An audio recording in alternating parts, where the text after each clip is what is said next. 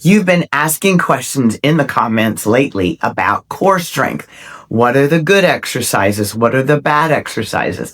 So I decided today to talk to you about what I consider to be the most overrated core exercises and the most underrated. I mean, which are the ones that people over 50 are still doing that are just kind of like ineffective or not all that? And which ones are quietly doing an awesome job keeping us strong, stable, and independent? Now, you all know this to be true. There are some core exercises that aren't that great, but they're just popular because they've been around forever. They aren't easy either if they're done correctly. So that's the other piece to this. Maybe there's a good core exercise, but it needs to be tweaked a little bit in its form to make it that underrated, should be doing kind of exercise. So who wants to do a lot of work and then have nothing to show for it? Nobody. We want results. And to be clear, a strong core is attainable, even if you're carrying around a little mini pound cake around the middle. Just like how you can build a stronger bicep, even if you're 20 pounds overweight. Muscles are muscles, and they need to be stimulated to move and get stronger. I'm saying this because often people will confuse having strength and having a six-pack as being the same thing. But that look belongs in a nutrition video. If you're addicted to pizza, you can have a strong core and still not have a six-pack that shows up on the outside. So today, I'm going to talk about the strength side of that equation. If you're doing hundreds of crunches, twisting yourself into a pretzel, and chasing that latest six-pack trend, you might be wasting your time. Or worse, maybe irritating your spine a little bit. This is an area of exercise advice that gets a lot of check marks in the yoinky sploinky category. I think you know what I mean. I have witnessed a jumbled mess out there of some truth hidden underneath a lot of hype, and it's to the point where someone needs to untangle that mess. It's not a bunch of twisty jumping around. If I see one more tiny young woman say, "This is how to get rid of belly fat," and then she does a bunch of yoinky sploinkies, and she's never weighed more than 100 pounds, has never birthed a baby, I mean, come on. Flat or even six-pack abs are not created in the gym. They are cooked in the kitchen. Ab exercises don't burn off the layer of fat on your middle. I know that sounds controversial, but just working your ab muscles does not just target that one area. They will do for you is they'll make your core strong. And if you are following a good nutrition plan with a slight calorie deficit, so the fat will slowly come off like it should. When it does, guess what's waiting underneath that fluffy layer? Nice, firm, defined abs. And that's how you get a flat ab region or even a six-pack. Now, why, you ask, am I the one to be talking about this? Well, for starters, I once was borderline obese. Then I became a personal fitness trainer and a senior national champion bodybuilding competitor. And I specialize in strength training for people over 50. And I'm turning 70 in 2 months. I know a couple of things about being older, wanting a stronger core, wanting to look better, wanting to be able to button my jeans, having to judiciously turn away from a lot of yoinky sploinky exercises that I find here on YouTube. Today, you'll learn which 3 common core exercises are overrated and which 5 underrated movements build real-world strength. And then how to train your core in a way that protects your spine and supports your longevity. Let's define first what the core is anyway. So your core is not just your abs right here in front. Your core is your deep abdominal muscles, for sure. Your lower back, because it goes all the way around like a girdle. It's like a cylinder rather than just a panel in front. Your hips, your glutes, and even your diaphragm and your pelvic floor. In other words, your core is your body's stability system. After 50, your goal for training core is not a beach body or a six-pack.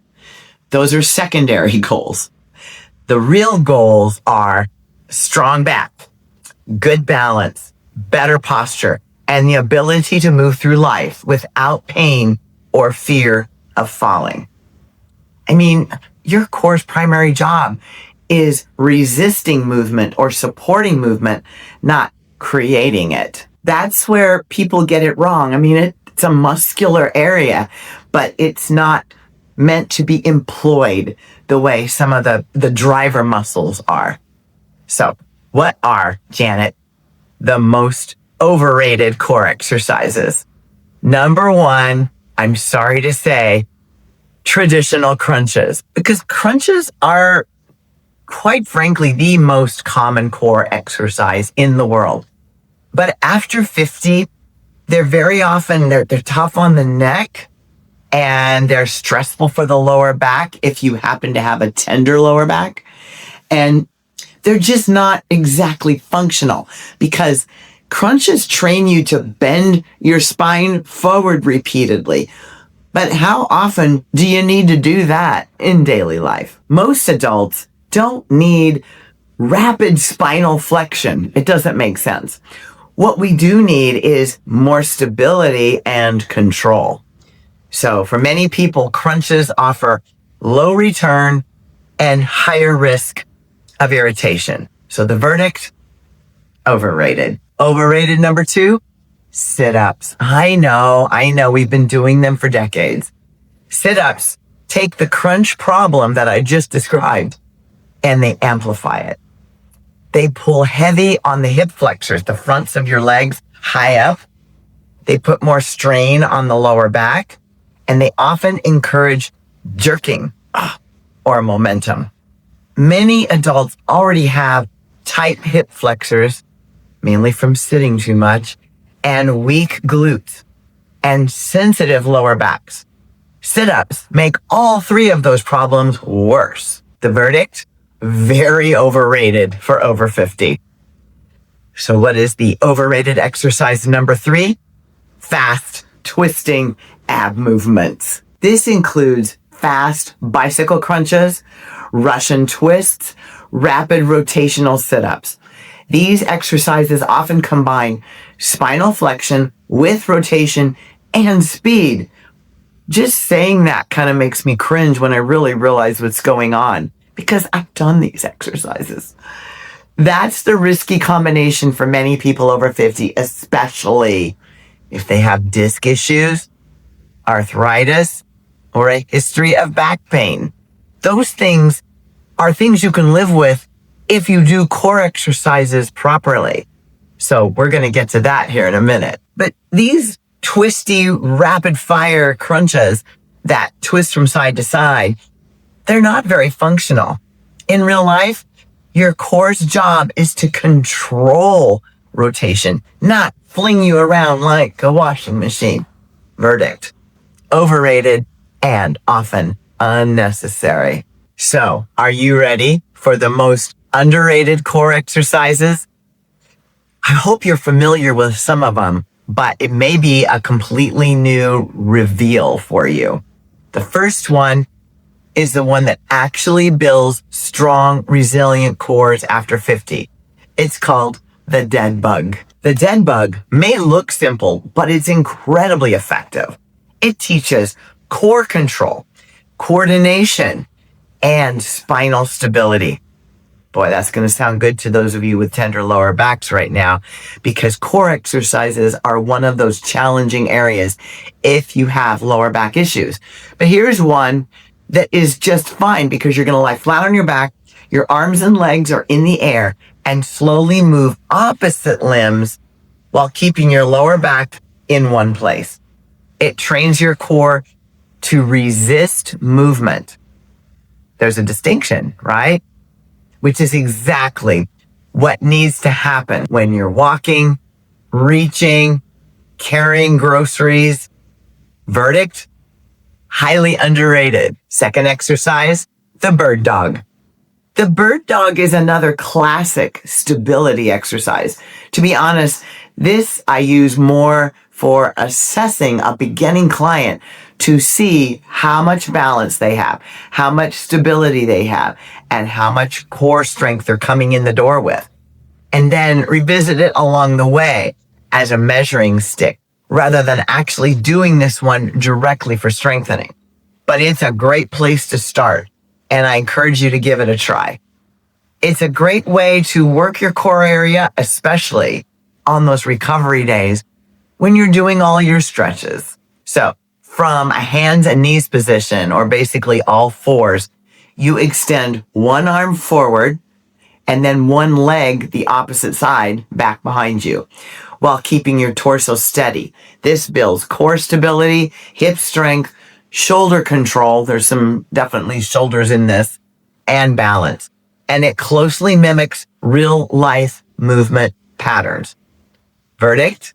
Extremely underrated. Exercise number 3, the plank. It's not flashy, but it's powerful when it's performed properly. So there's going to be some graphics showing up here that will make the distinction on what is a proper way and what is an improper way to do a plank to get the best results. So it engages the entire core from top to bottom and all through the middle. So it's kind of 100% engagement. It builds endurance and it reinforces good posture. So for most people over 50, 10 to 30 seconds is a good working range of a very high quality tension. Work your way up to 3 minutes. You can also modify it. You can get on your knees for an easier start, or on an incline, so the shoulders are higher for an easier start. Or if you really want to test yourself, have your feet higher than your shoulders for more of a challenge. And then the side plank, I would say, is the 5th exercise. This is really a good one for those of you that are a little more advanced because it really focuses on those obliques that go on each side of your ab region, kind of like parentheses. Verdict? Simple, effective, and underrated. Exercise number 5, the angled hip roll-up. I demonstrated this in a video about, 5 or 6 months ago, and it bears repeating because it was a new one for me, and it has made all the difference in how strong I am for all of the compound movements like bar squatting. It just made my core unstoppable. So I'm going to demonstrate that for you here. Bench hip roll up. You want to get a good grip above your head. And as you come up, barely lift your hips off the bench to get a good crunch. And make sure at the beginning of each rep, you really tighten your core in preparation.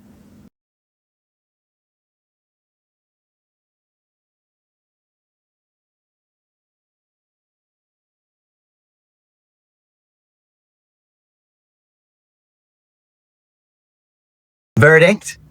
Advanced, effective, underrated.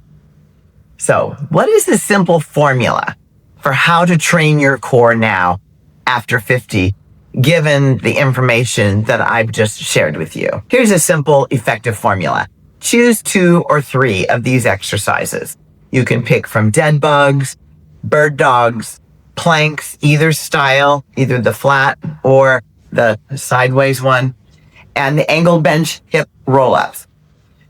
To do them, to really see some results I've found is that you want to do them 2 to 3 times a week. You can do a little bit of it along with your strength training session. You can also include them in your recovery days when you're stretching, you're doing your yoga.